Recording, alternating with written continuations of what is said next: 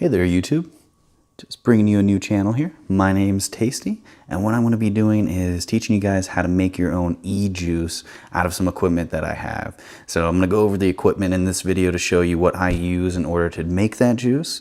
And if you have any questions, go ahead and leave those down in the comments down below. And I'd greatly appreciate a like and a subscribe. It would greatly help me out and knowing that I'm doing something that you guys want to see. Now, without further ado, let's go ahead and get into the video itself and make sure that you guys know what equipment you're supposed to use whenever making juice.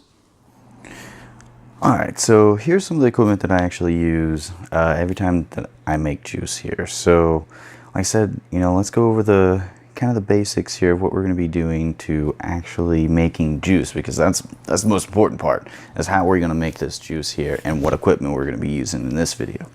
So, as you can see here, some of the first stuff that we'll bring up here is you want some of these gloves. Now, they don't have to be powdered free or vinyl by any means. Whatever gloves you want to do is just fine by me, as long as you're wearing them, because of the fact that you're going to be working with nicotine, and it's a very dangerous substance. Not only that, it makes the cleanup a heck of a lot easier when you don't have to wash your hands. Next up here, what we're going to be bringing you is syringes without needles. Now, it's very important because you don't really need the needles, and for a lot of the juices that I make, I'm making 10, 30, or 60 milliliter bottles for myself. I usually don't make any. Sometimes I make some for some friends, but other than that, it's mainly just for me.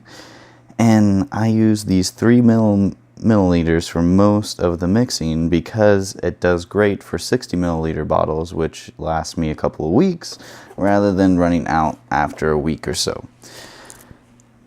And the next thing here, we got our 1 millimeter syringes that are good for definitely getting in that smaller quantity of juices. Whenever you're doing creams or light flavors there, you want a little bit, so it'd be like 1.5 or 1.76, and that's where you're going to be using those things at.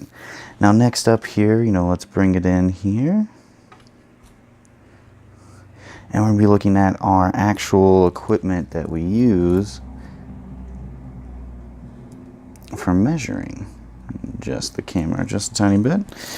So now this one's very important, because as you can see, it goes up to 100. So when measuring out 43 or so, it is pretty easy inside of there. Another one is this 50 milliliter, because if you're doing 43 milliliters, you fill it up almost all the way, and it's pretty simple. And then these beakers are not too bad. They're little 100 milliliter ones, so if you want bigger ones to make like 120 milliliter juices or anything like that, then I recommend stepping up and getting one of these. Just because it goes up to 250 milliliters approximately, and it's glass. This can be heated up if you ever needed it to, which you don't for making juice, but if you ever need it to, you could. Or, it's good for many other uses. Freaking your friends out and drinking coffee out of it, that's a good one too. Now, moving right along here, we'll start off with some of the juice stuff that we have. Now, one that I rarely use in juice is going to be the PG here.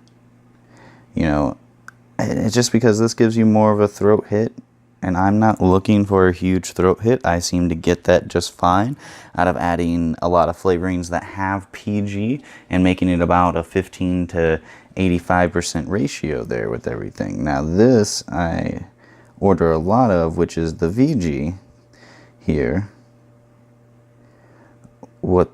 This is going to be the main component that I use for all the juices. And as you can see, I get it from Liquid Barn. I don't need a whole lot. I don't make a whole lot, so it's relatively cheap for what I get there, and it's great quality. A lot of Liquid Barn stuff is really great quality. It's where I got my first starter pack, was from Liquid Barn. Next up is going to be the US Liquid Nicotine. Now this is what I say get your gloves for, and as you can see, it's VG based, so it mixes quite well with anything, and it's 48 milligrams. Now with 48 milligrams, you do have to do a bit more math, because when you're breaking it down, and if you have 100 milliliters and you have 100 milligrams, it's a much easier division property rather than doing 48 divided by 100. You're doing 100 divided by 100 to get a much equal number that's a little bit less on the actual nicotine as well. Now, some of the flavors that I use, you know, blue raspberry is definitely one of them I like quite often there. And, you know, it's not too bad of a flavor. It's, you know, just fine by itself. But added with some other ones like strawberry and banana and cream, you get yourself a nice mixture of fruit with everything. And, you know, Liquid Barn is definitely a big proprietor of getting a lot of my cells. There we go, focused on in. But also, I go to this other place called Bull City Vapor. Now, they seem to be more of a wholesale website that get other people's juices and sell it in their own containers. I've always gotten it in this type of container with, you know, a little bit different labeling each time, but it's around the same. And it's not too bad. You know, I haven't gotten anything that wasn't bad quality from there, although, you know, they are relatively cheap. It's what you want to do, you know, try to find things that are a little bit cheaper there for you guys, because that's why you're making juice in the first place, is because it's a cheaper alternative than going out and spending 50 bucks every couple of weeks on juice there. Now, the last thing that we're going to talk about here in the video is going to be bottles. Very important, you know, obviously, because you can't put your juice in anything if you don't have a bottle.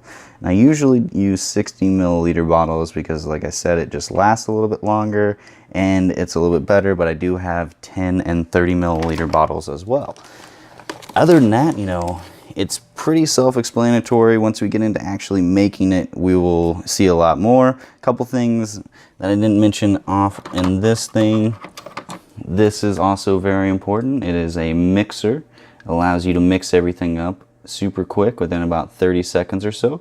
Rather than you having to shake it up for about 2 to 3 minutes, you just mix it with that for about 30 seconds and you're good to go. Another great thing, I actually got this with the 60 milliliter bottles, is this tiny funnel. It's great for putting that juice in that bottle. It just lets you go right in there, smooth and easy, like a hand into a nice glove, and it goes right in. I've never had any problems. It's improved my pouring abilities when pouring that juice there. Other than that, then, guys, let's shoot it back over, do a little outro, and we'll be good to go. All right, there. So there you go. You can see there that, you know, the equipment that I used. If you did have any questions over anything that I did today in today's video, please go ahead and leave that down in the comments down below. I'll do my best to get back at it.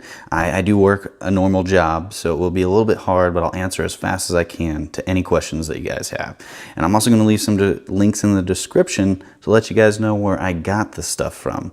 Other than that, stay tuned for the next video. We're going to get into what website I use and how I actually come up with the juice that I make.